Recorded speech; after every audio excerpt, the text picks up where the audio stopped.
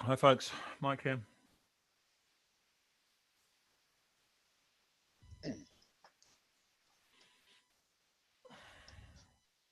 Hey, Mike. Hi. Good morning or afternoon. Morning. Hello.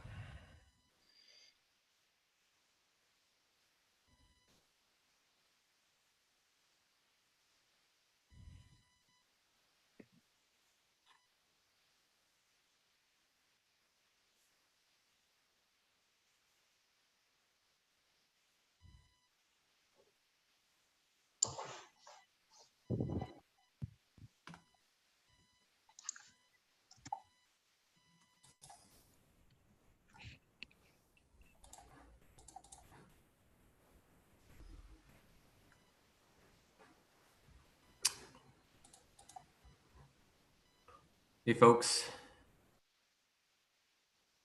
Welcome.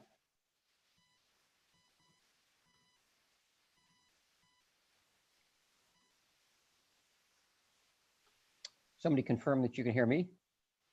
We can hear you. Great, thanks, Mike.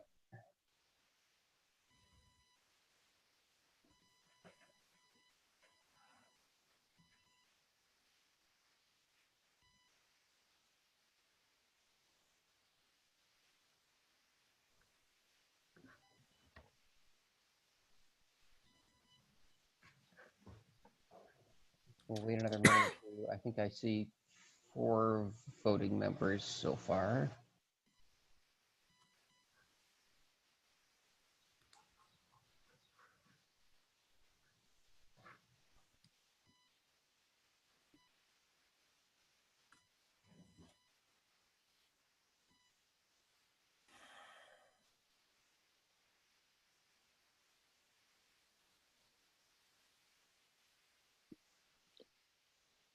Good morning. Morning, Stephen. Hi. Stephen. Hello, from Patrick.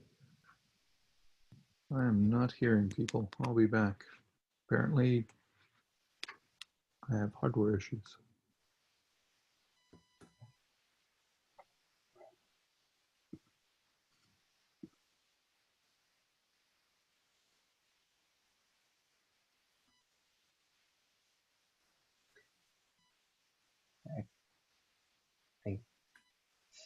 I think we're up to quorum now, but since I keep seeing people in the middle of getting audio, we'll wait till it settles down for a second here. Can folks hear me okay? Yep. Because I cannot hear anybody else. We hear you, Stephen. Can you hear us?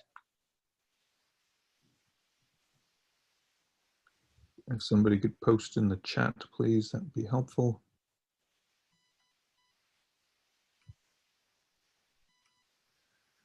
Well, bugger.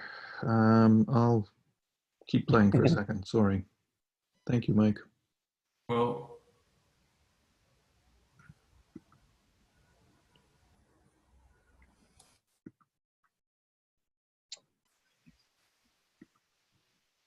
So I'd like to wait until Stephen gets audio, assuming that happens in a short amount of time, and that's because Stefano let me know that he cannot make this meeting, so he cannot be here for as acting secretary to help take minutes, and so Stephen had volunteered to step in lieu of Stefano for that purpose.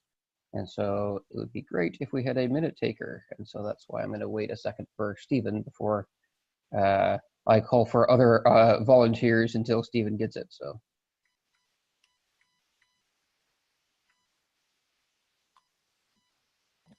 I don't feel in a position to do so today, I'm afraid. Sorry. Yeah, and I heard from Jethro that he can't either, even though he's online right now. But yeah, I'm here, but I need to no drop problem. out in a bit. So yeah, no problem. Yeah, I just want to let people know I'd asked Jethro first and then Stephen second, and if neither of them are able to for one reason or another, then I will call for volunteers. So, so we'll give Stephen one more minute before I call for a volunteer to help. What I don't know for sure is there's this little recording to the cloud icon, but I've seen that cause problems before that I don't know whether this is actually automatically recorded. I think so, but I can, yeah, please request meeting permission from the meeting host. So I can't record it on my own machine. And so I want to make sure there's somebody here who can help take notes just in case this is not recorded. If it is recorded, then of course Stefano can do it from the recording, but I don't have high confidence in this icon being correct yet since last time it didn't work. I will try to do it. What I'm actually going to do is create a Google Doc and share it with anyone who wants to. So this is CCC TAC minutes 2020-07. Once you have a link, just post it into the chat. Yeah, I'll need to share it with people. That's the only thing. Yeah, and I don't know how to make it visible to anybody.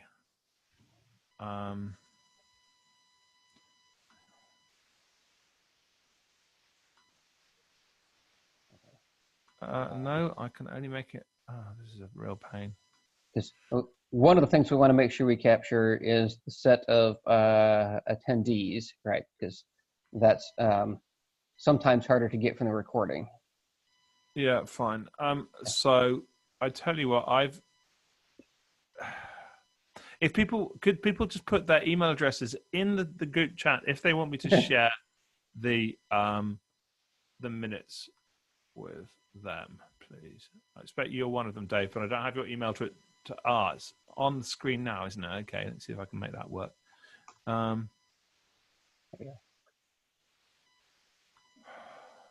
All right, since I'm not seeing Stephen yet, I will start as soon as you think you have a Google Doc where we can capture any key points.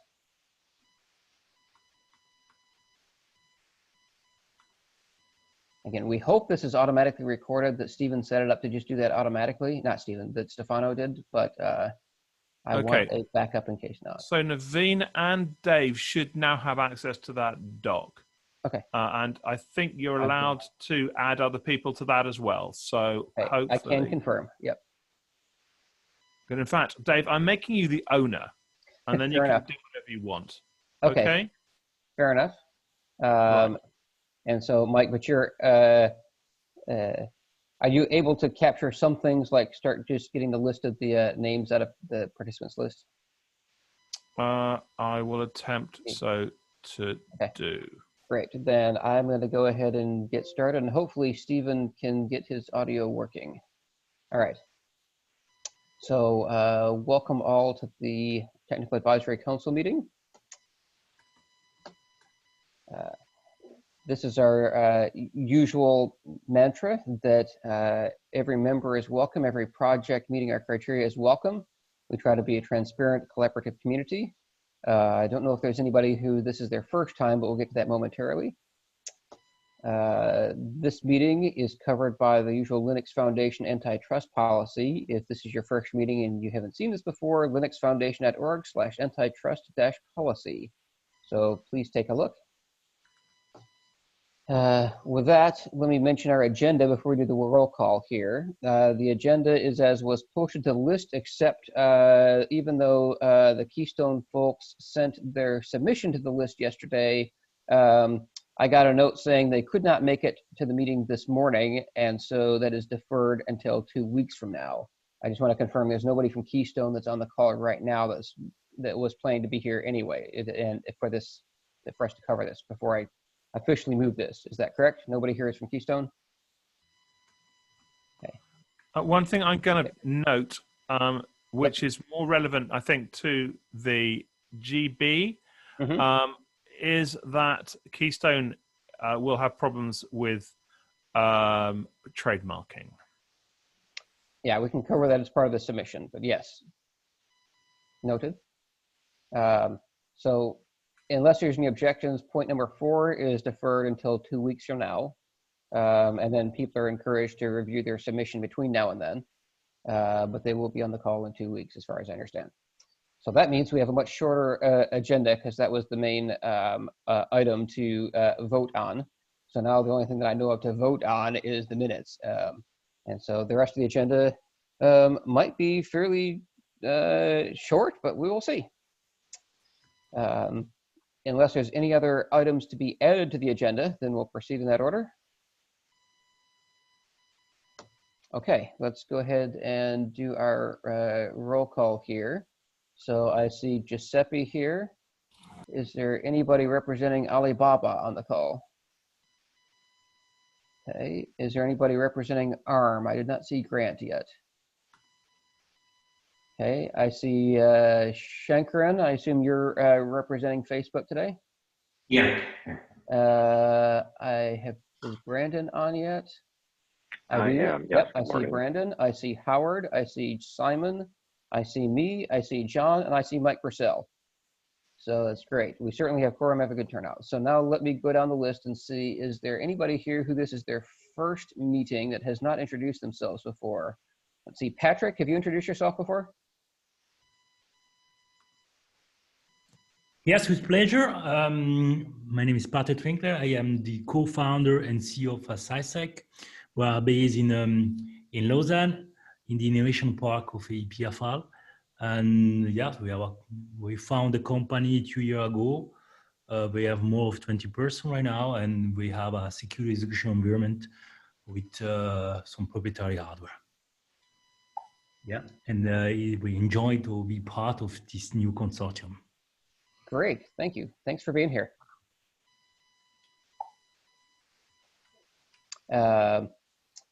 Okay, unless there's anybody else that this is their first meeting? I thought I recognized every other name on the list, so. All right, so the first item on the agenda is the approval of the minutes from the June 25th telechat. And so again, since this is a voting item, anybody is welcome to speak up, but the vote counts just out of the voting members. But again, everybody's welcome to review and comment and say whether the minutes are good or need amendments. So is there anybody among the voting members that would need more time, or are we good to vote on this one? Silence means we're going to vote. So this is John. I've read the minutes, but okay. Because I wasn't there last week, I don't think I can reasonably say whether or not they're good.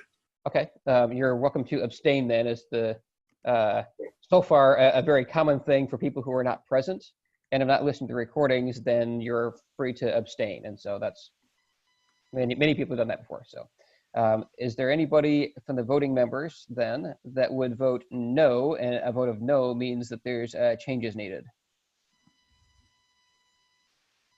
And if not, is there anybody other than John Haxby who would abstain, such as you are not present?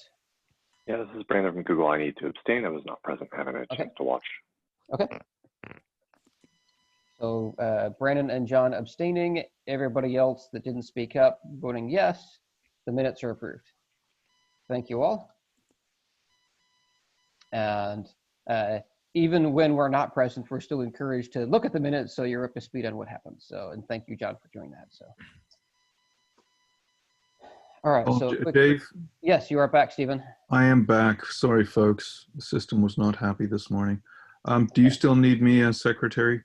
I would still love you to be secretary. So Mike Purcell had created a Google Docs, and in your absence, we had started trying to capture at least the attendees there. So if you can I've just added you to the permissions to do that. If you'd like to, I am currently doing that as well. So yeah, so Mike was standing in as your backfill, but I would love to hand it back over to you, Stephen. Mike, thank you, and I will take it back. no problem. Have you access to that? You should be in the chat. The link should be in the chat.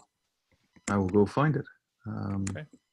Okay. Well, we'll speak up again in case you don't, but otherwise we'll assume that you are now primary on filling in this doc, and I guess Mike, you can just verify that things are captured. So, because I'm not going to keep it open on my screen since I'm sure. here. Yeah. So, Stephen, while you were out, I was mentioning we don't know for sure. At least I don't know for sure, unless you do, that whether Stefano has set this up to auto record to the cloud. I think he has. But I've had problems before where this little recording to the cloud icon shows where it's actually not recording. And so that's why we want to make sure somebody can take some real time. No, it's just a... Understood. All right. Thank you. And Mike, if you could repoke that back in the chat, because it doesn't go back until I've. Oh, that's really helpful, isn't it? It's massively unhelpful. There you go. Thank you. All right, so let's go through our action items other than the ones covered in GitHub, which is at the end of the agenda. The ones that are not in GitHub are the following. Mike, our usual ensure that attack budget line item for one Zoom. No change. This isn't the way I want it to happen, but it's recorded here, so that's fine. Yeah, exactly. And so Xiaoning, who's not on the call, but also any other brand new TAC representatives from any member company that have not already done so, most have already done so, is to make sure you send Stefano and me your GitHub ID so we can add you to those. Like I said, most people have. The only voting member that's not is Xiaoning, and a couple of the general member TAC representatives have. And so if any of you are on the call that have not, like, I don't know if Liam you have, for example, I can't remember. We can look at that later, but this is also an action item to you guys to send your GitHub ID if you haven't already. We want to make sure that every TAC representative, voting or not, is in the GitHub ID list. Next item is on the agenda. That's filling in text on the TAC white paper. We'll get to that in a little bit. Actually, this one should say the same thing on the agenda. From last time, we said anybody else, not just those who took an action item, feel free to look at it and see if there's some section you want to contribute to. Again, we'll get to that in a minute. Mike, you had an action item on the chat spreadsheet to follow up with the definitions of stuff. You said Red Hat had some internal definitions of some things or some understandings. Yep, so that has been sent to Ava. Okay. I don't think we've seen it yet on the TAC. Ava, are you on the call? Ava is on the call. I am here. Can you confirm receipt? I have received a PDF that I have not yet acted on. Okay, great. So are you okay with me listing you into the action item here? Or are we expecting Mike to send it to the TAC or to upload it into the spreadsheet or something else? I can take the action to add that to the spreadsheet. What is the next action for the TAC after I do that? Probably just to report back at the next meeting that the action item was done. I think my recollection from last time was we said that the chat comparison, since the two projects that had brought it up have now made a decision that the primary audience for the chat comparison is future projects or maybe other current projects that have not chosen the chat thing yet. And so this is to share the knowledge from those two projects to the other ones to help make their decision. Okay, if the goal is to share the projects, then we should get it out of a Google spreadsheet in my account, perhaps into Git somewhere. Yep, into another markdown in the Git would be ideal if it was in another table in an MD file in the current GitHub repo. Okay, can we update the action item to reflect that goal as the conclusion of my work on it? I will take the PDF, incorporate it with what I have, and make a pull request. Excellent, thank you. Just to say, the document as it currently exists, the chat comparison spreadsheet is in markdown. So rather than taking, might be straightforward. Oh, okay. Okay. The PDF we gave you with the definitions isn't, but the original one is in markdown on our GitHub. So I would start there if I were you. Yes. Okay. Yeah, that may be a simple cut and paste into a markdown file on your machine, and then edit in some of the information for the PDF. Okay, got it. Yeah. Okay. I might actually just do a CSV for easier parsing, since it's getting to be quite wide, and markdown spreadsheets that are that wide are really messy. Whatever works for you, Ava. I didn't want you to have to take over extra work. So. Thank you. All right. And then the last thing was just on the action items from the end of the minutes from last time, which is to monitor review pending pull request. I'm probably going to delete that and not carry that forward because that's always the case, and we put that on the agenda anyway. So I just copied in the things that were out of the on the end of Stefano's minutes, which was the bottom three here. So all right, unless there's anything else to add, I will keep moving. So there's not a whole lot on the agenda today compared to many of our other meetings. This is the main one here. So the TAC white paper. I had done some work here. I don't know if anybody else has gone through it yet, but I'm going to bring up to show you what I did, at least to get us started. So behind one of these, I got to make my zoom and not pop up on top of it. Here we go. All right, because as you recall, Brandon had created the skeletal structure here, and we'd assigned some names for things, and my name was on this first part, introduction to confidential computing and so on. And so I started filling in some things. So the source material that I used, as we mentioned up here, there's the outreach white paper, the analyst briefing decks, and the CCC scoping doc, right? So those are the three things I was trying to pull text out of. And so a lot of the things that look like paragraph text are this is copied out of the outreach paper. My assumption is we would start with the same thing and then augment or edit it over time as we maybe tailor it to a different audience or add things into it that would be in this one, not in another one. But at least it's something to start from, right? Starting point is better than empty. For confidential computing section, right, I have our usual quote here and added in a forward reference because it mentions trusted execution environment, and Brandon's structure had created a separate section for that. We could also look at rearranging it, but again, I was trying to fill in stuff. Out of the scoping document, I put in information about what's not in there. This is also on the analyst briefing slide about, what cloud is not on there, main processor is not in there, and I'm just explaining why. I copied in the section out of the outreach white paper about why hardware base is important. So again, that text is unchanged from the outreach white paper so far. This section, other people had the items for, but I took text out of the outreach white paper as a placeholder and stuck that in here. So all these things should look familiar. This is where we said, non-repudiability is not in the list. We talked about that last time. And then you can see, whoops.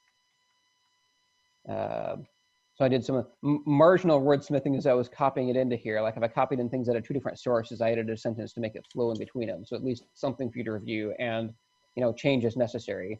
Now, of course, I will mention for those of you who may not remember, this list right here is the same list of items, but it's different text than appears in Simon's PR that's DE attributes.md. And so we'd want to go and compare between the two and see which ones we like better and see if there's wording that needs to be updated to make them match better. And so that is still under the action item for Simon, I think, and Michael. But just to let you know, this text is just identical to what was in the text here. These is identical to what's in the outreach white paper. The related technologies section here out of the scoping paper. Actually, this one is out of the analyst briefing slide. I copied in this diagram because the various analysts and people we presented that to said they found this diagram helpful, including the governing board. And you can see in here, as part of explaining the disclaimer, this is where I have a reference to the UN handbook as an example of one which has a different definition, right? Their definition of privacy preserving computation is basically the entire slide, right? And so that's this reference in context here too. And then the scoping paper the analyst deck has security comparisons. So here's that text. But then we have the scalability comparisons, which was not in the outreach white paper. And so I put in that diagram, but there's not much text around it yet. And so we probably need some more text in here, okay? And so mainly my point is that everything that I put in here should be stuff that you've already seen in those different sources, but we maybe want some wordsmithing and additions and so on. But I at least have some content in here to get us started so that people can go through and make changes or additions as needed. Okay. And then the threat model section. And then at the end, and I'm going to wrap around for open it for comments. I'm just giving you the overview of what I did here. Then the tail end of the outreach white paper has an about the confidential computing consortium that would be like on the back page or something of a printed document and the references. And so the about, this is identical from the outreach paper. And the two references, there's the UN handbook I mentioned, and then there's the outreach white paper is the first one. which I had a link to here in the introduction, right? A recent white paper provided an overview of how comprehensive planning addresses this problem, along with use cases and motivation. This paper continues that discussion and provides more details for technical audience. You should, I suggest, remove the words recent because it depends how long ago people. Excellent, done. Yep, so that is my overview. Provides rather than provided. Okay, yep, excellent. In So section 1, which one? 1.1? 5.1. 5.1, gotcha. Yep. So there are three line items in bold. So is that the minimum bar to meet the Yes. Yeah, so the those PE three that's in compliance? bold is in the text up here. Right before that, it explains, right, a TE is defined as having those three bolded ones, and then it may also provide the other ones that are not bolded. And so the table matches this, which is 3 required and various other optional. Okay, thanks. And so, yes, that the analyst briefing slide does not have that on there. So when we would present it, all of the stuff above would be in the voiceover. But in the documents that we have, we're explicit before we get to that slide. So yes, the bolding matches the bolding up here, and the non-bolding is the non-bolding down here. So yeah, good question. So just these properties, this is the first time we're like writing this out like that, right? Like this didn't end up going into like the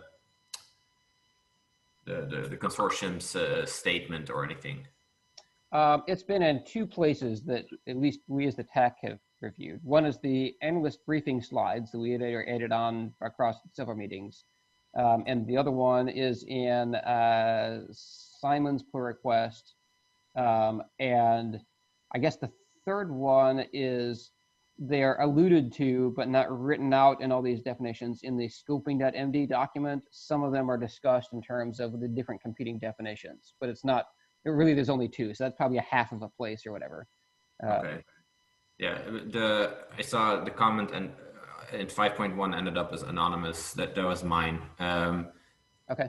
I guess I don't actually, know. the place that I this might did show up. want to come back, like the place that this did show up and has been published is these are in the outreach white paper that went out. So that was in the TAC contribution to the outreach white paper. So right. Yeah. So then I guess you already from. made this claim. So then you can ignore my comment. Okay. So let me go down to your comment here. This one, because it's nothing is set in stone, right? We can always make amendments and stuff, but I don't think we should make blanket claims such as all hardware TEs provide code integrity. That is something we talked about before. Is right now the TAC consensus is that those 3 are required, and if you don't meet that, I mean, you might be good for things, but you might not be called a TE under our definition. And the IETF has had a similar definition, and based on our feedback, they've changed their definition to match ours. Yeah, yeah. When I made that statement, I wasn't thinking Gotcha. that we had our own specific definition. And clearly, if we define it to include all that, then the inverse also holds, right? But yeah, so then it's fine. Right. Yeah, and like I said, right now our definition and the IETF's definition are currently consistent, and that's because I'm also the editor of the IETF document that contains the definition, and so I proposed the definition in that document, and the IETF said, "Yeah, it looks good to us," and so I put it into the document based on the IETF agreeing. So. And one of the things that we've discussed in the past too is that different systems may implement these to different strengths of function.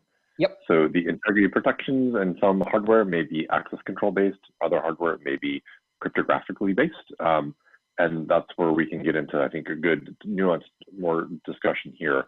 The goal not necessarily saying this technology has this strength and this one has this strength. We're not trying to evaluate the strength of functions here, but calling out that point is the main thing. Yeah, it looks like you've got it highlighted right there. Great. That's the one. Yep. Yeah, certainly. And this also, I guess, links back to the next section on the threat model, obviously. Yeah. That's exactly right. Yes. Yep. Anybody else see something immediate that jumped out at them that they would like to discuss? I mean, my original point in putting this on here was to give you the overview, get any initial comments, and then ask people to go through and review at your leisure and add comments, just like Mr. Anonymous did here. Thank you very much. And yeah, I'll probably show Anonymous for other people too, for some cases. I don't know how it knows how you're, I think you have to be signed in and authenticated up here before it keeps track of your name.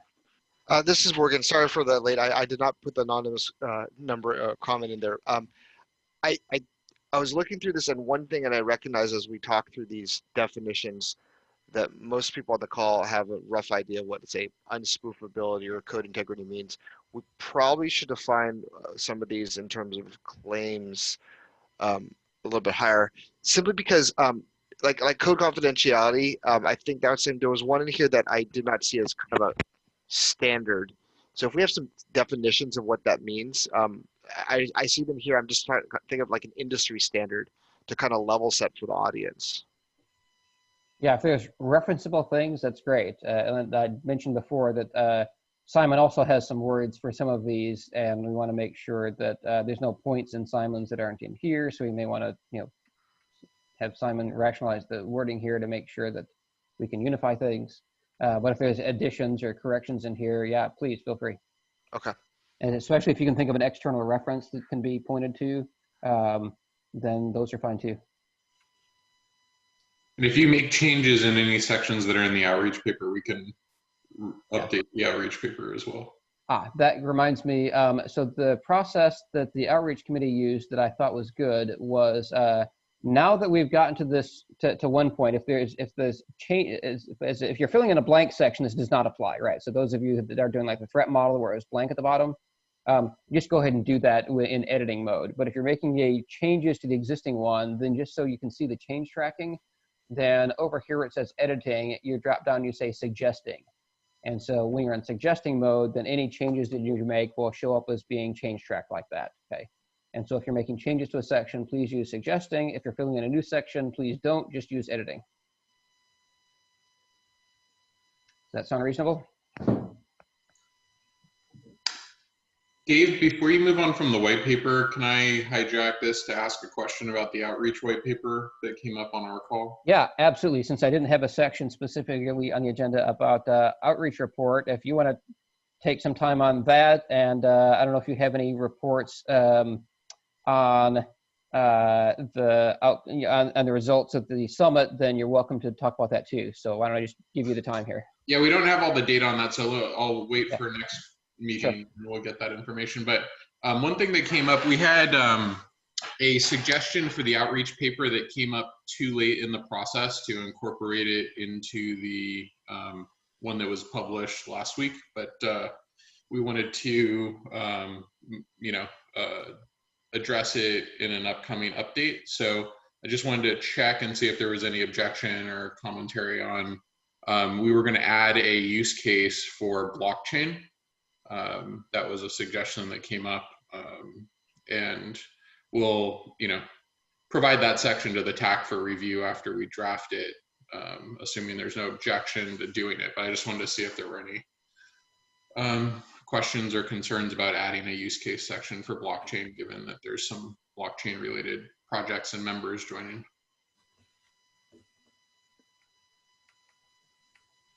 I'd say in principle, very much in favor. So. Okay.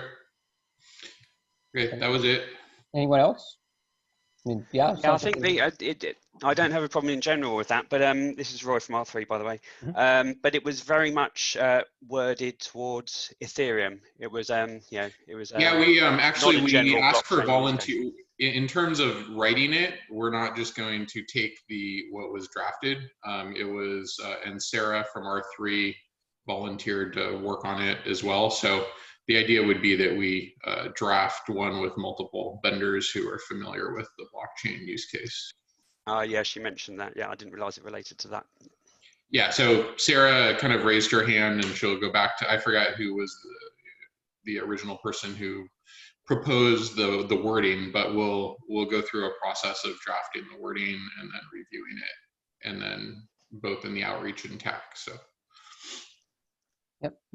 Great, yeah, thanks. sounds good to me. And as you see, the TAC white paper is intentionally not included in the use cases. It's just going to refer to the outreach white paper. I think what we had talked about before was that at least the initial scope of the TAC white paper would be things that were from the TAC section of the analyst briefing, plus things that are technical like attestation that are in more detail than were in the analyst briefing, right? So, but not any parts of the not any of the outreach parts of the analyst briefing slides. One other note on the outreach white paper is that it is published. It's on the website. There is a landing page with a form that captures people's information, but there's also a direct link. And we discussed we would like to encourage members to link to it as reference or background in their materials, and it is okay to link to the direct link and not the if your company has a policy about not linking to anything that has a form. So I did find it in order to get that link, but can you remind me, what's the navigation path from the main website? I think it's, let's see, actually don't remember off the top of my head. Yeah, it's not easy to find was the problem. I was able to find it. It might be because it's like 2 levels down or something like that. Yeah, anyway, we're working on the website navigation, but we'll send it out to the TAC and the outreach with the direct links if anybody wants to reference it. But we do want to drive traffic to it from member documentation. Yeah. So one way to find it is here's the link right here in reference 1 for anybody else that's looking for it and can't find it on the website. Seth, I also have I'm in favor of the use case. I was curious for how do we want to solicit additional use cases that we'd want to display here outside of members in the TAC who might have expertise in that? Is there a process you want to establish to review what use cases we want to show more prominently? Are we looking at putting use cases in this document? No, this is for the outreach paper. That's why I was explaining. The use cases will never be in this one, at least according to our current framing, because that is the point of just cross-referencing and saying all the use cases are in. That was the. Morgan, if you or anybody else has a use case that you think merits being added to the outreach paper, you can either attend the outreach meeting or let me know and we'll discuss it in the outreach meeting. Sounds good. I'll throw some away. Appreciate it. Okay.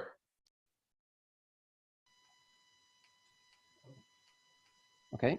Anybody else have comments related to white paper stuff? Or otherwise, this is a reminder to those of you who have names on sections to do your items, and anybody who does not have their name on a section, please review anyway, add comments like this, for example, add comments.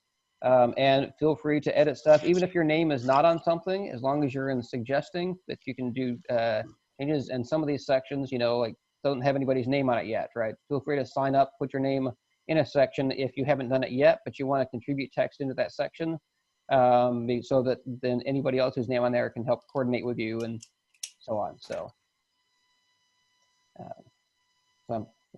would like it if next meeting or the meeting after we can be looking at threat model and attestation sections. So even if they're just placeholder text that has something that's not complete, that's okay, right?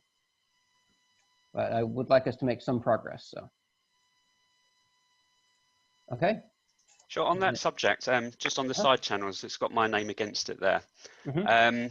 Do Brandon or Mike have content that you want to put in there? Have you got something ready to go? Because I brought this up internally at R3 and we do have some content, but it's very much tuned to our business at the moment. So there's a fair amount of stuff which is already in the analyst doc, and we also have some stuff in the NOx project that we'll want to put in there too. Okay, so if I hold back then and wait for maybe you to put something in there, then I'm hoping to get to it next week. It's not likely to be this week. And feel free to put some stuff out in, just again suggesting, and we can just start getting text in. That's all cool. Sure. Okay. Thank you. No problem. Yeah. The analyst briefing deck had stuff for this section in slide form, which needs to be incorporated into here. So like you can see these things right here is just. I actually don't know how to do, so maybe Brandon or somebody can help me figure this out, but I don't know how to do tables like this in the Google Doc form. So in the outreach white paper, this diagram here was just an image. And so I did the same thing for this one, as I took an image and slapped it into here. I'm hoping there's a better way to do that, and somebody can help me figure that out offline. Yeah, so. if you go to insert up there on the left, and then table, it does the job. Yeah. Okay. It's not perfect, but it, yeah. Okay. I'm gonna undo. All right. So I'll see if I can convert those at some point. But yeah, just because we don't want these to be editable in case we want to make a wordsmithing change or something. So. Okay. Okay. Unless there's anything else on this one. As a reminder, I did go through the copy graveyard of the outreach white paper, and I took anything that I thought was relevant. Most of the stuff there seemed to be obsoleted by other things that we already had, like the TE attributes and so on. One of the things that I did not pull in yet, that might make sense for us to pull in here, and I didn't pull it in only because we didn't have anything in Brandon's outline for it, and so I wanted to discuss it first, and I'm just reminded of this now, was the discussion of the two approaches, meaning the SDK style versus the distribution style that projects fall into, right? So either you split the application or you just deploy an unmodified application. There's that discussion in the outreach white paper. And the question is, do we want to have that discussion here in the TAC white paper or not?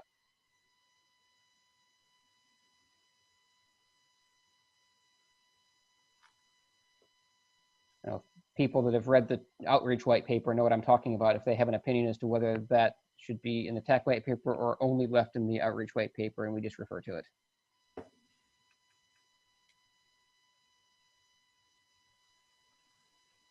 So far I'm hearing lack of opinions, which matches my own. I don't have an opinion on it yet, so. Okay, well, the default is status quo, since unless somebody proposes, then we stay with Brandon's outline here. So I will leave that as an open option if somebody wants to argue for that in the future, but I didn't do it yet, and unless somebody argues to do it, then I guess we'll keep it the way it is until we have a reason to change. All right, I'm gonna keep going. The last thing is to go through the sets of pull requests and issues and see if there's any next steps or things we need to talk about. There may not be things we need to talk about other than making sure that people know who has what action items. And so let's pull up the list. This one is back. There's one of these that I wanted to highlight here. So this is the list of so I need to add the TAC label to these top two, the new ones here. So status just going up from the bottom, meaning oldest to current.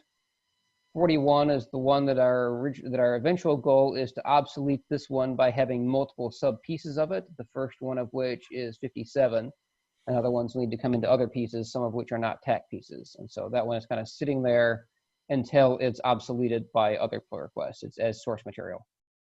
Another one, this is the TE attributes one that I referred to. Simon, you still have the action on between this and the white paper.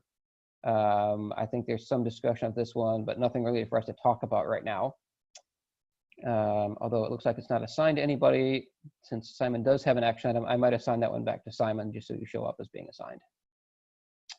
The progression policy document, this one is, I think we've talked about this one and we are good with this one, but it needs a governing board to approve it because this is the one that talks about having 3 stages, basically TAC review and then legal review and board review or however that works or whatever. And that's something that the TAC is authoritative on the first part, but this is the text that puts that into a document. And so that's why it has both labels.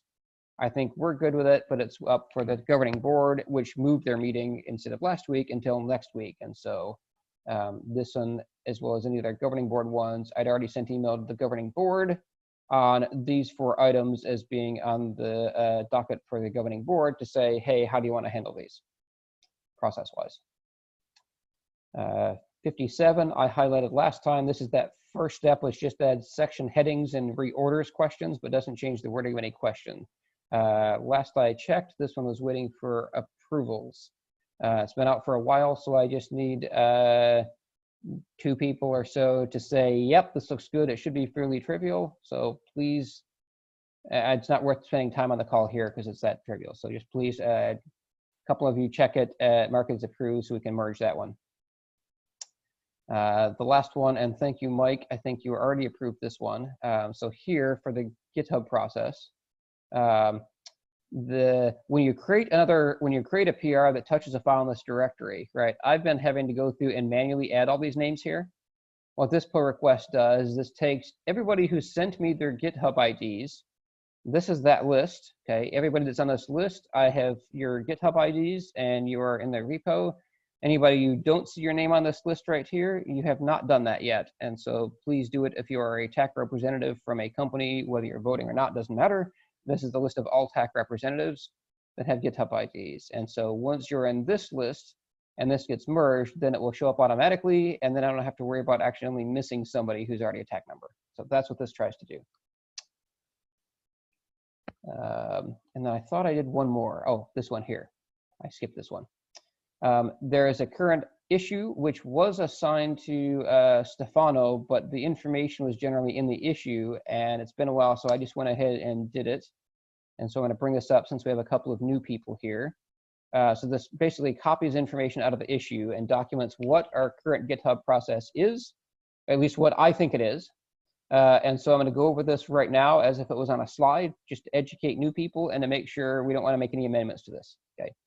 So here's the process that we're currently following, is that I go through the issues and the PRs when I'm putting the agenda together to see if there's anything that I want to promote up there before I send it out for anybody else to give feedback on, and say, here's the ones that I think should be on the agenda. And then sometimes people tell me, oh, that doesn't need to be on the agenda, or this one does, and so I amend it. So I just use it as a straw man when creating a draft.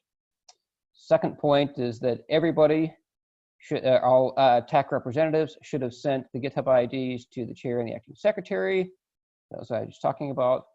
And then the process point, once PRs, again, check my wording here on the process, once PRs are approved by 2 TAC members, which is often the author. So for example, Simon generates a pull request, I approve, that would be 2, right? Because the author is also an approver for the purpose of point 3, but not 4. And there's no change request from anybody else, right? It's meaning there's just 2 people that say this looks good, including the author. Then we add this time bomb label with a timeout of 1 week. And there I put the actual deadline into the comment, but the point is the time bomb label says, okay, this starts the clock. If there's no objections within 1 week after the second person says good, then it gets merged. And that's what point 4 says. An issue is merged once it's been open for at least a week, right? So nobody can say, hey, I never had time to see this, right? And either the time bomb has been there for a week or 2 TAC members other than the author. So this might be up to 3 if it's a TAC member as an author. And again, with nobody objection, nobody saying a change request. Okay, so that's how we're using the time bomb label right now. Simon was the one who originally proposed it. This is what I think that we're following right now. Hopefully I got this right. And so for anybody that's new, that's the summary that kind of captures the discussions we've had before, and at least is what we're doing right now. Hopefully this is what we're agreeing to, and that's why I'm presenting it right now, to educate people and to make sure we're in agreement. And so if this looks good, then I would ask people to mark as approved so I can merge it according to those particular rules once it's been open for a week and there's at least 2 or 3 approvals depending on how that works.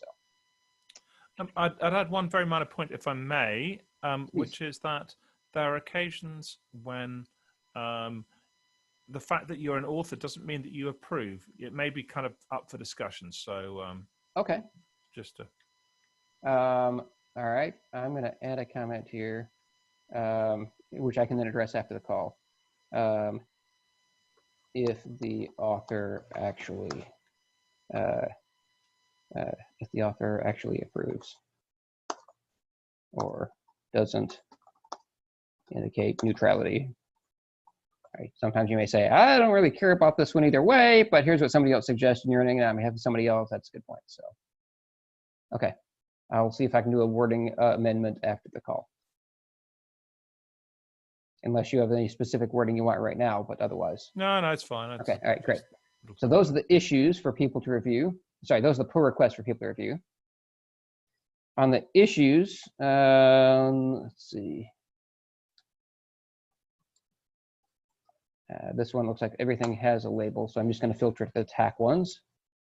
Okay. Number 16, I think we said was being left open, and this is from memory because I just went through them yesterday. I could open them up again right now, but I'm hoping to not go through each one. The summary on this one was this one is open until we finish that reframing of the submission template, because the last comment in here is to say, and we should note which questions are for annual review versus only for initial submission. And so I think there's a residual comment here. Otherwise, this one is actually done as far as setting the question in the template. This one, I don't remember if this, I have an action item or somebody else does. This one, yeah, sounds like I should have the action item on this one because it looks like we did talk about this in the meeting minutes and don't have a next step. So I need to come up with what the next step is on this one. Unless somebody else wants to help with this one, I'm just assigning this one to myself. All right. Because the goal of this is to make sure nothing's just sitting around here with no action, because I don't think we have anything else on the agenda here. So annual project reviews. Actually, I wonder if 16 can be merged into that. We'll look at that. Annual project reviews is waiting on the other ones before we can make progress on this one. The other ones being to reorganize the submission template. This is the one that Simon's per request addresses. Just lost my tag label. We need a use cases document in the repo. I think we deferred this one to outreach, saying this one is covered by the outreach white paper. And Seth, if you're on the call, the original question, and we're fine with answering no and closing it, but this question is to say, is a white paper needed in the repo?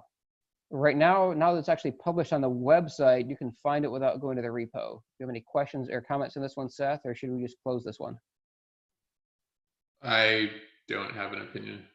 Okay, so I think unless anybody has any objections, I'm going to copy in the pointer to the published white paper and close this issue.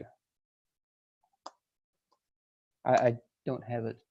I'll do that after the call. Copy in link to white paper and close issue. Because it's more discoverable than the GitHub repo. So in the repo would not be necessary, would be my claim. So, okay, next one with the TAC label to see if there's any follow-up action item here. Taxonomy of types of TEEs. This one is covered by this. The TAC white paper is doing this one. Create a document on GitHub process and propose a TAC conference call. That's the one that we just reviewed. And so once that one gets merged, this issue will be gone. Are there any other categories of projects that we want? We talked about this one last meeting, so we don't have to cover it again here. Define what a growth, now we're on to the last two here. Define what a growth plan entails. Did we talk about this one before? Or Simon, is there anything else you want to say on this one? Nobody has the assigned person here.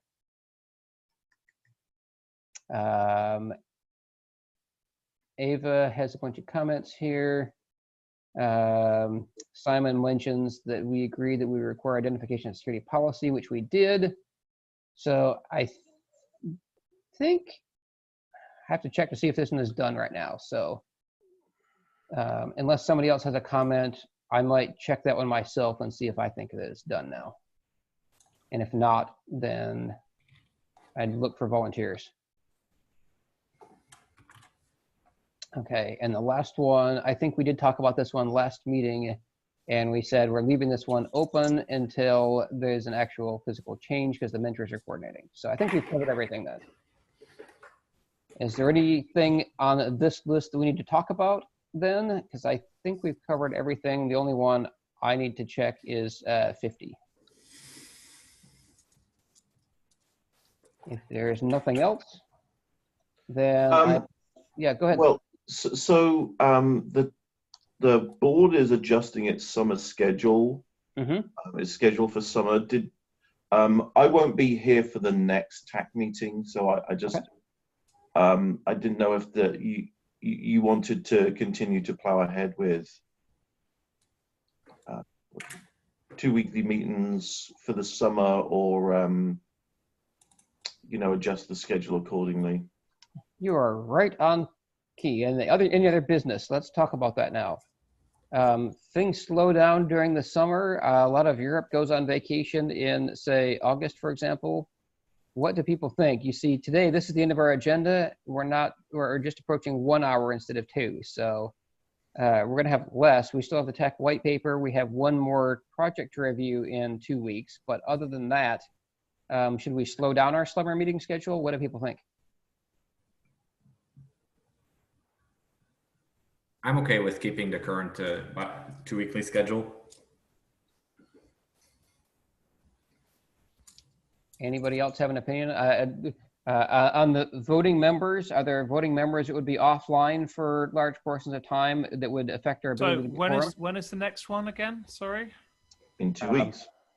2 weeks. Oh, good point. But the Yeah. date is A I will fortnight. not be able to make that. 23rd. It will be a fortnight. Thank you. I won't be able to make a fortnight from now. And so that was Mike, and I think Simon, you said you would not be able to make. I will also be offline in a fortnight. Yes.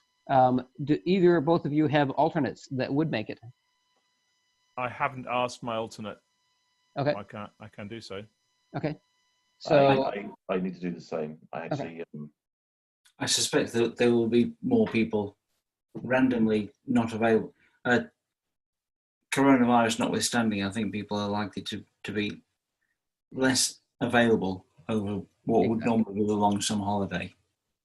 So for example, do we want to only have one meeting in August instead of 2 meetings in August, or keep our regular schedule? I think is part of the question. Let's see. This is Steve. I mean, the big pieces of work that it sounds like TAC has in front of it is the white paper and progressing that, and then the Keystone proposal. Right, and we're hoping to knock the Keystone proposal out next meeting. Well, you're already down to 2 votes. Not necessarily. That's why I was asking about the alternates. Yeah, exactly. So. Right, but deferring it any longer than 2 weeks is probably going to have even more problems as people in, say, Europe disappear during August. So that's why I'm trying to do that one this month. So. Depending on who my alternative is, they might abstain on a vote like that. I'll have to see if I can get my board member to cover me. There you go. All right, so I guess this is a request for people who can't be there next time to see if we can get an alternate, because we do have a vote. But for the TAC white paper, we don't actually have a explicit deadline. Like for the outreach white paper, the deadline was we wanted to have it out by the open source summit. Okay, and so that was a self-imposed deadline because we wanted to have something to advertise at the summit. We don't have a specific event, and I guess I could ask outreach, is there anything, Seth, that you know of that the TAC should have a deadline for? Because right now we don't have a deadline. Is that okay? Or is there anything that we should consider? Is there a deadline on considering Keystone? That's a good question. On the white paper, we don't have anything scheduled yet that's a deadline. We did have some discussion of like what's the next potential virtual event or things like that. So there may become a deadline, but right now there is not. Just as a calendar stake in the ground, the Linux Foundation Open Source Summit Europe was supposed to be Dublin. It will not be Dublin. It has been turned into a virtual event, and I believe it's still in the last week of October. If folks were shooting for a target as a place to ensure you were publication ready. As Seth said earlier, we're all still waiting to know what the numbers actually looked like out of last week's summit. Though I would observe, we picked up a new general member just by being there. Really? Patrick is on today's call. Yeah. So Simon asked a question, which was, is there any deadline or urgency on the Keystone review? I think usually on general principle, I would say that we want to, once a submission has been made, then we want to have some reasonable, SLA of us reviewing a submission. But other than that, I think that's just a principle. I don't know if there's any actual formal deadline in any sense. Is there, Stephen? No. So I think it's just maintaining a good reputation for the TAC as doing timely review once a submission is made. Simon, you mentioned you were wanting to have your alternate abstain. Could you just, tell them how to vote? How can I tell them how to vote if I haven't seen what the proposal is? The proposal The was sent out proposal has been yesterday. in your inbox. It was sent out last night. Okay. I don't know, right? Because I might have questions on the proposal. I haven't seen the proposal. Right, exactly. Right. So I think that depends on who the alternative is, right? Okay. So for anybody who can't be there next time that's a voting member, if you can review it at your leisure during the next 2 weeks, see if you have a recommendation as to how they can vote, and pass your input on to the alternate to represent you. And the same would apply to Mike, so.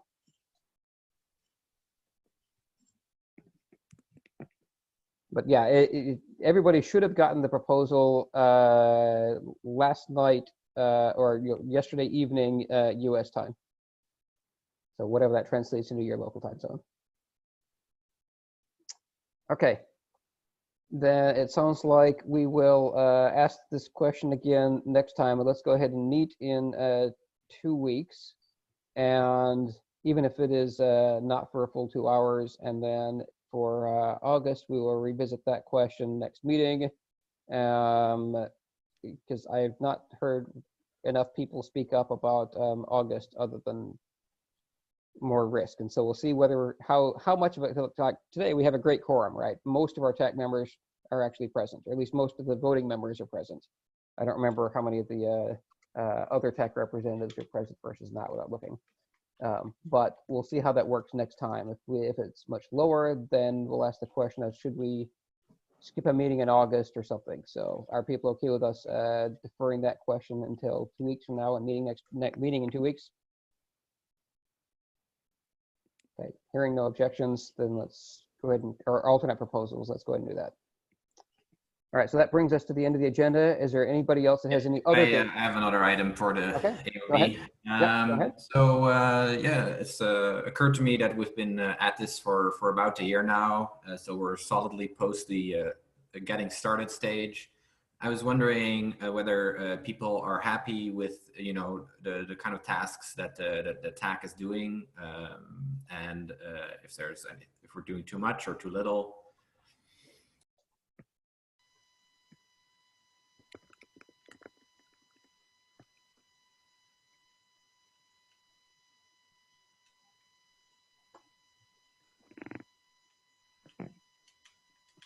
It's an excellent question.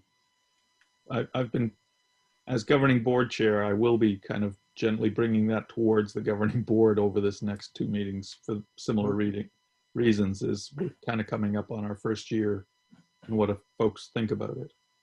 So Jethro, you asked the question. Do you have a view? I do have a view, but I'd like to reserve that for the end. Okay. Okay.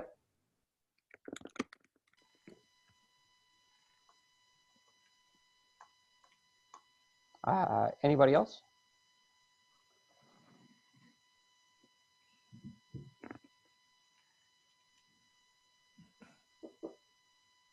Sounds like you're not going to get a lot of people who haven't had time to think about the question, it sounds like. Yeah, I don't know. Maybe that means that everyone thinks that maybe it's a better conversation to have in a thread, in an email.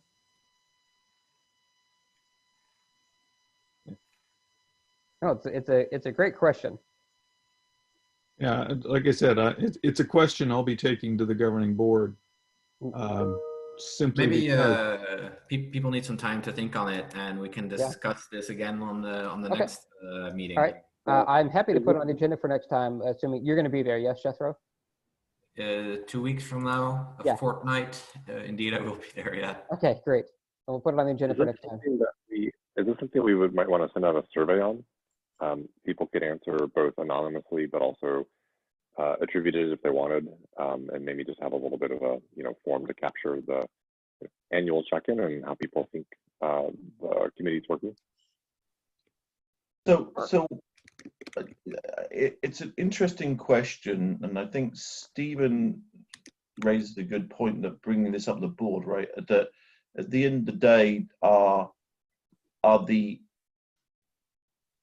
driving members satisfied with the progress against objectives that they thought that we were taking as part of the organization?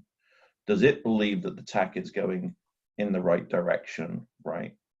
And then we ourselves can, say, are we satisfied with the direction? I think it's not a question of are we doing enough, right?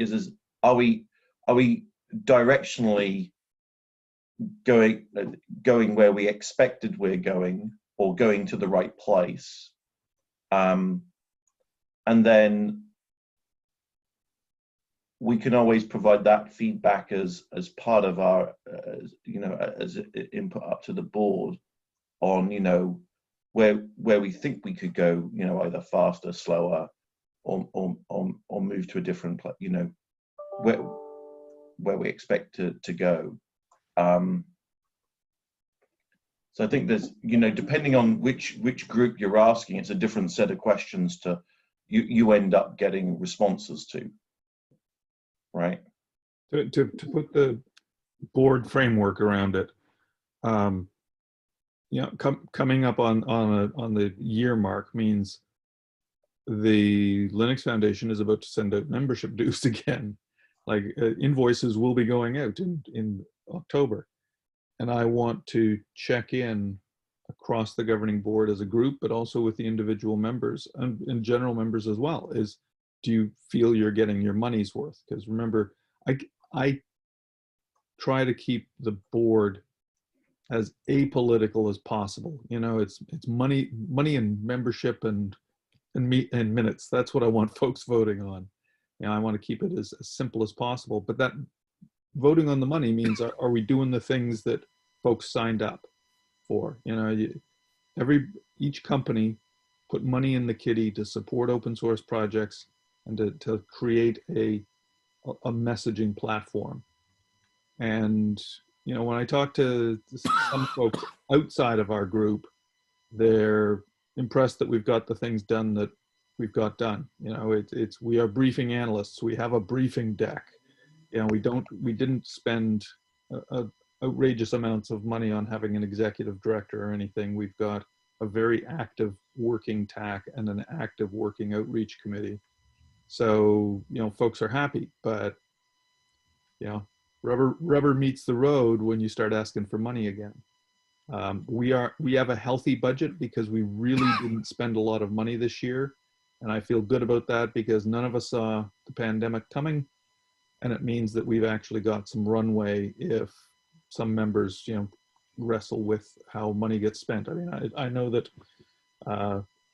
companies big and small are reevaluating how money gets spent in the next year. So I'm feeling good that we have a good budget surplus. But that doesn't mean that I'm not still going to be knocking on doors saying, are you happy enough to write the check again? But I think it's the TAC and the outreach committee are our working groups. And so to me, the deeper value is, are you folks happy? So I think this is a great question to discuss.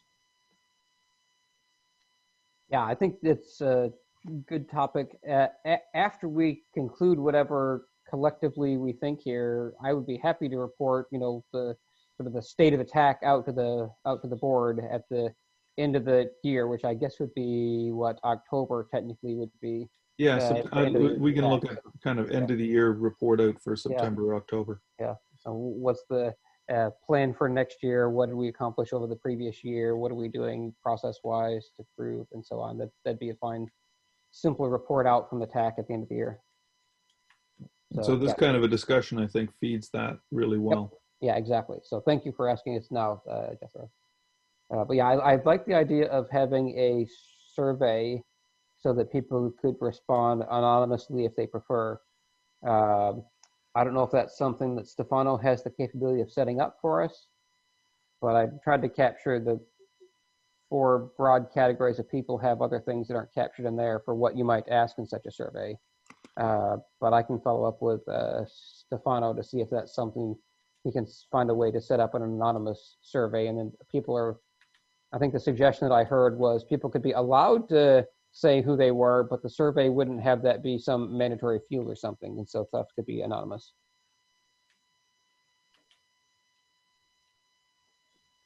Okay. And so let's see if I can figure out if Stefano can do that between now and next meeting. And if so, then we can put this on the agenda for next meeting, at least as a check-in, whether we have the results of the survey or not. So we'll see.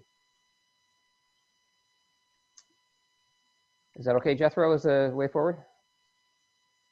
Yeah, absolutely. I mean, my question was mostly asked, just in order Yeah. to get people to think about it, and it Yeah, sounds yeah. like that's what's going to happen. No, it's a great question. Like I said, from my perspective as chair, it seems like a lot of the tasks are done by maybe half of the TAC members. And so meaning about half of the people are ones that take a bunch of the action items, and the other half are more observers, or in one or two cases, maybe more rarely present at all. And so I would love for there to be, and I say TAC members, not voting members, right? I'd love to be participation from more companies, but I guess it gets down to this bottom one here. Are you getting the value as a, if a particular member company doesn't have resources to spend on a bunch of stuff and they're just consuming stuff, as long as they're getting their value, then I guess that's up to them. But just speaking as a TAC chair, I would love to have more people participating in action items. So I guess that's my only comment as TAC chair. Say, hey, volunteers welcome. I mean, All right. Just one thing to add to your list there is what any specific items that people would like us to be doing. Okay. Yeah. Okay. Which is subtly different. Yeah. I understand. New work. Yeah. Yeah. Okay. Good. Yep. Got it. Okay, hopefully Stephen is capturing these in the Google Doc too. But yeah. I was hoping that I was just going to cut and paste your very fine work. Okay. Great. All right. Is there any other business then before we end the call? Dave, just when you do the when you start the string with Stefano about doing this, can you just copy me and I'll do a similar thing in outreach, and then we can provide both committees' results back to Stephen for the governing board. Sounds good. If Stephen, you can capture that in the notes so I don't forget it, then Yep, I got it. Excellent. Okay, sounds great.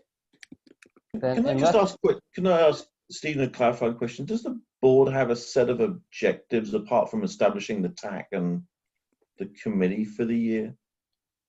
Does it take objectives for the year? Well, and that's kind of, we did not. We started just with the kind of the simplicity of the charter. And so again, as we step into this new year, we've kind of had our year of learning how to stand up and walk. And so I think, again, it's an excellent question. We are not working with explicit objectives beyond what was in the scope in the charter. And I think one thing that's interesting is, when we started the year, we had 3 projects. And as we come out the other side, we're going to be at what, 6, 7 probably, or in that? Probably 6 comfortably, yeah. Yeah. So maybe it's time to think about how we can do things for all of those projects, or do things that benefit all of them, whether that's collaboratively or in different ways.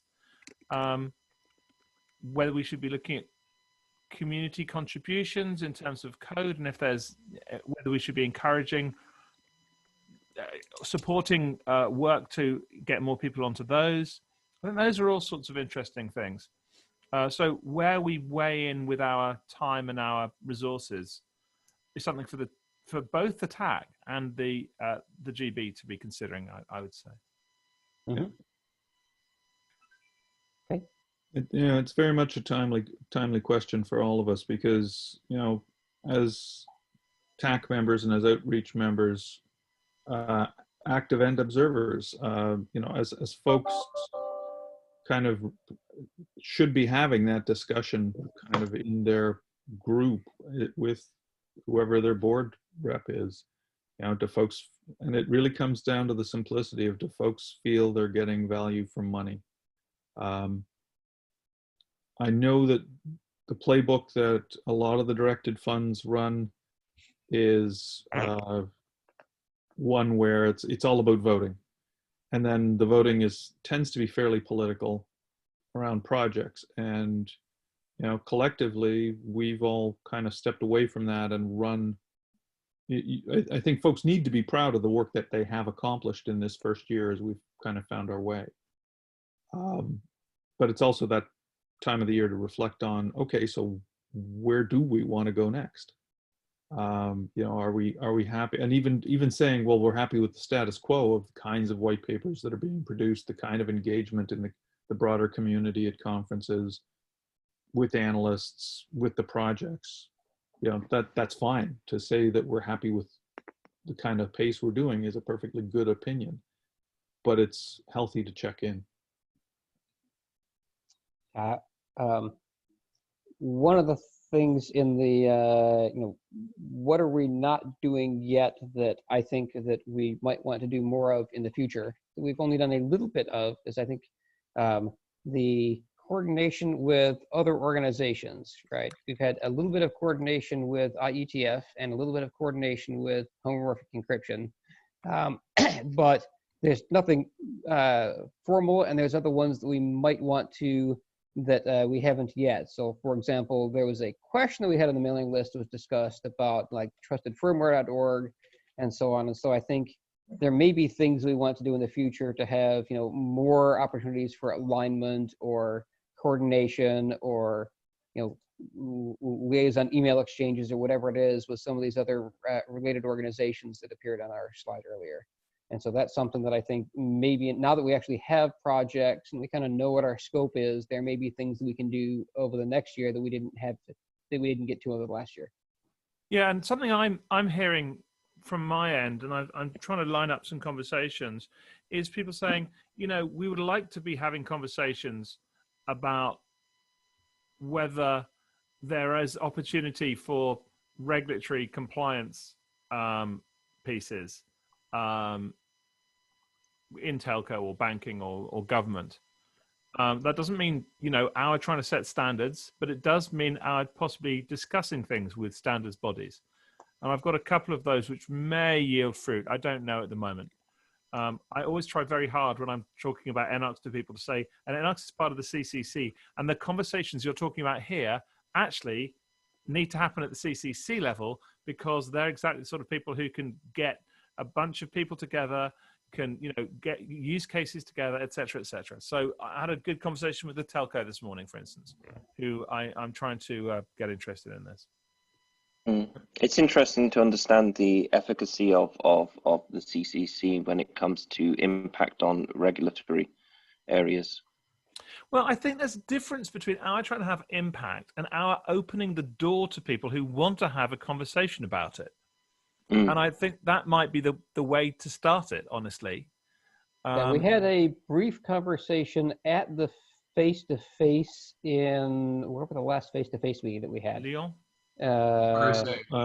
San Francisco. San Francisco, oh, yeah, yes. It was the one that we were in the great big ballroom with the long table down the middle. This came up there, and I'd reported that I'd had a conversation with NIST, where they were preparing the white paper that is now referenced in the references of the Outreach white paper.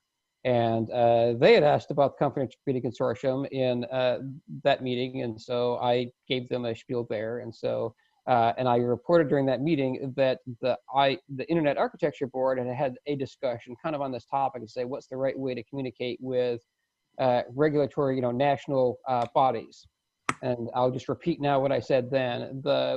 When it came up on the IAB, it was observed that there's only a finite number of people on the IAB and a very large number of national organizations, and so you can't scale to doing all of them, and so it comes down to how do you pick the right ones or the right engagements to do, okay? And so what the IAB uses as a rule of thumb is to say, if somebody was going to be setting a precedent that others were likely to follow, then they were a key influencer and it was worth engaging. If they were more following somebody else, not setting the precedent, then it was not important for the IAB to engage in that. And so, for example, if NIST was doing the first white paper on the topic or if, say, BSI in Europe was doing a white paper on a topic, because a lot of the EU follows BSI as a precedent, right? So there were key influencers, and so those are the ones that you look for the opportune moments and you interact with those, and then you have to ignore the rest just because you don't have the resources to do it. And so that was the IAB approach. Just wanted to relay that on. But like with subject matter like attestation and so forth, I mean, I know the TCG is working on defining a language set, for example, and that would be very useful, at least to understand, like from bodies like the TCG, how that language is being used and what's coming, you know, so the interface between regulatory bodies and standard commissions, that we're using at the very least the same language sets. Yep. It'd be very good. It'd be very good to get a beat on that. Absolutely. Hey, Dave, I have a update hot off the presses. I could share? Okay. Yep. Do you mind if I share my screen? Sure. Let me stop sharing. So there. Yep, go ahead.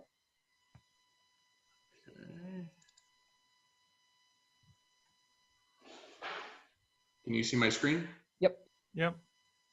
So the one of the objectives of the analyst briefings was to get the definition changed and the hype cycle published just now. So this is it looks like they've aligned to our definition, which is good. Very nice. Congratulations, folks. All right. So, and I think Confidential Computing Consortium is also mentioned in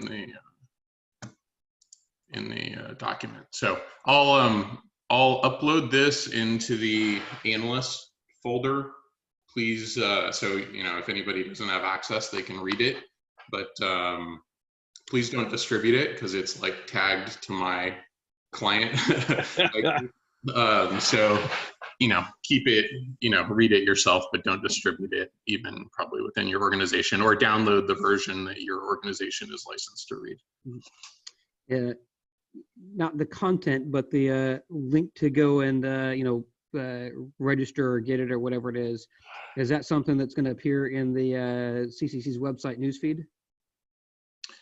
No, nobody will be able to, let's see. Now, the fact that there is a Gartner release to the thing publicly, but then you will have to log in to be able to I understand.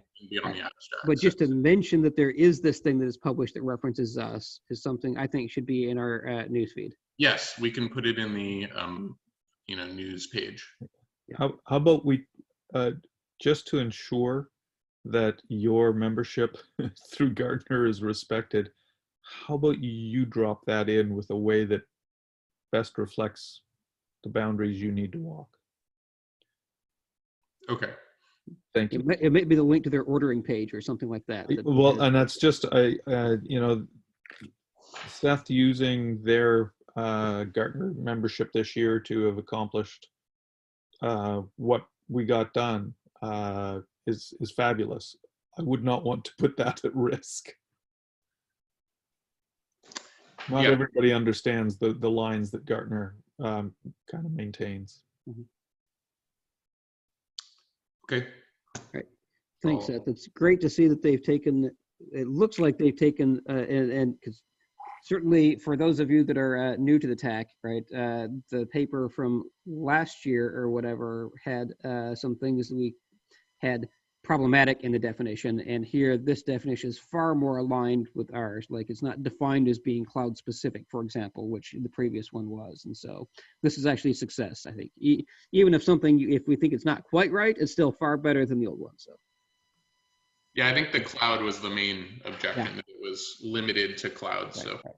And if that's news to you than anybody else, you can find that if you look in our GitHub repo in the scoping.md document, you'll find the quote from Gartner's previous report, and you'll see what we didn't like about it. And so this one is much better than that one. We may want to update the scoping document with this definition if it's okay to cite that paragraph. You can quote that paragraph. Yeah, you can quote you can quote paragraphs in documents as long as you attribute it to the report. Gotcha. So if I can get access to those two sentences, then I can probably update the scoping.md just with a note that says the following reference now includes this revised definition. Sure. Okay. Stephen, can you put into the notes that I have an action item to do a pull request on the scoping.md to reference the new Gartner definition or the new Steve Riley definition? Okay, thanks.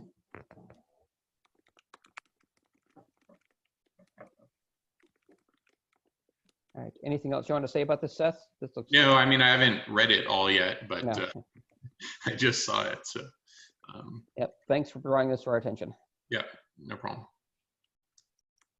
All right. Any other business? Great discussions. Okay. If there Thanks, is folks. no, if there are no other business, then I will go ahead and close the call now. Thank you. Bye. Thank you, Stephen, for taking notes, and thanks, Mike, for starting the notes. Yeah, thanks, Mike. for Sorry everybody. about the difficulty, folks. Bye, everyone.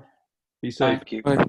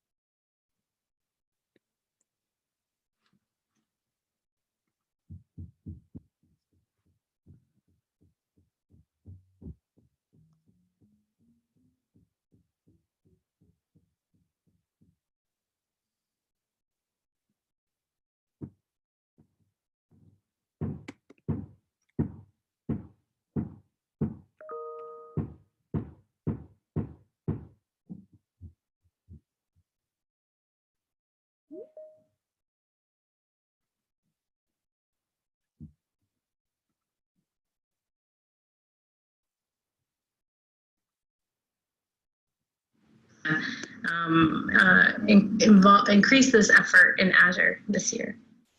Cool, thanks. Appreciate it, and great to see all of you on the call. Anybody who's listening to the recording, hello and welcome. As Marcel said, my name is Chris Schaefer, and I run the engineering, learning and insights team. We look after learning and development for all the engineers at the company. When I say engineer, I mean everybody in the engineering, research, and hardware professions. And as of last week, we just grew past 70,000 people worldwide. So that's my customer. That's who I obsess about. You are my customer. You are who I obsess about. A little bit about me. I started at Microsoft a couple years ago. In fact, in April, I celebrated my 31st anniversary with Microsoft. So I started when I was 5 years old. So you can do the math on how old I am. But during my tenure here at Microsoft, I mostly have run engineering teams. I shipped a couple versions of Windows, and then I moved over to what would become Developer Division and shipped more versions of Visual C++ than I can count. I worked on Visual Studio, was on the ground floor of VSTS, which then turned into VSO and is now ADO. But about 10 years ago, I really got clear and crystallized my passion, which is to create environments where individuals and teams are empowered to learn and grow and realize their full potential. And after getting really clear about that, I started to pursue my passion and make Microsoft work for me. Now, this is way before Satya was the CEO and said that we all should be doing those things. So it's only upon reflection that I realized, well, that's actually what I was doing.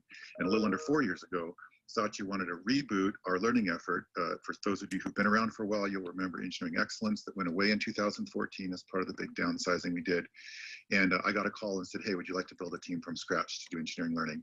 And if you think about my passion statement and this role, there couldn't be a more perfect match. So I am literally in my dream job, and I'm incredibly thankful and humbled to be able to say that.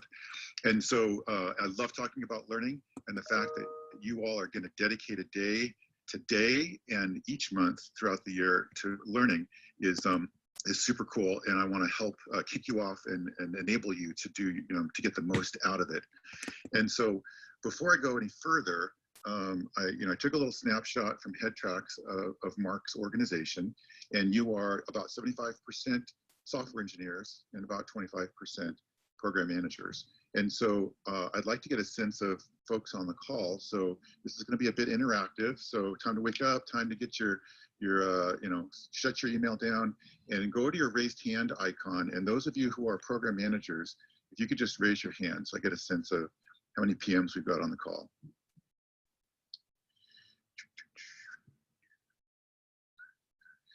9 out of 24. Okay, I'm going to assume the rest of you are software engineers unless your business ops and program management person is on the call. Okay, thanks. You can lower your hands.